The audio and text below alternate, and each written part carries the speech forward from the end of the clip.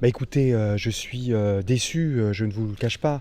J'espérais que certains des arguments de la défense avaient pu emporter la conviction des juges et des jurés. Et je constate que malheureusement ce n'est pas le cas. Je suis aussi lucide. On aurait pu atteindre dans ce dossier des peines encore plus lourdes et encore plus graves.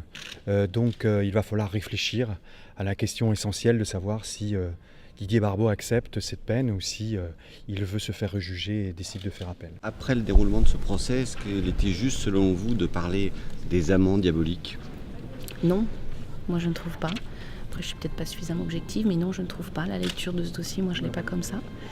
Et c'est pas en tout cas la personnalité de Madame Livet. J'espère que la Cour l'aura entendu et que ceux qui étaient présents l'auront entendu, parce que c'est pas sa personnalité. Et j'espère que ça au moins, ça aura été dit et entendu par tous. Il y a une différence de responsabilité entre Didier et Stéphanie.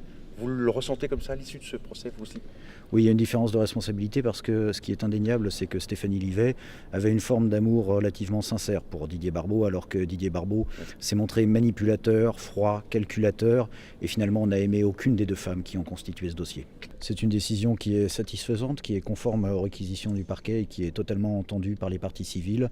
De fait, la sanction est lourde, elle est à la hauteur de la faute qui a été commise.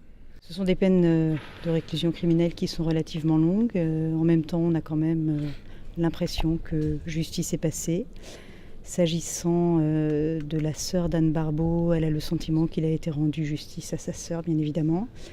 S'agissant de la famille de Didier Barbeau, elles ont aussi le sentiment que justice est passée pour leur belle-sœur, qu'elle pleure.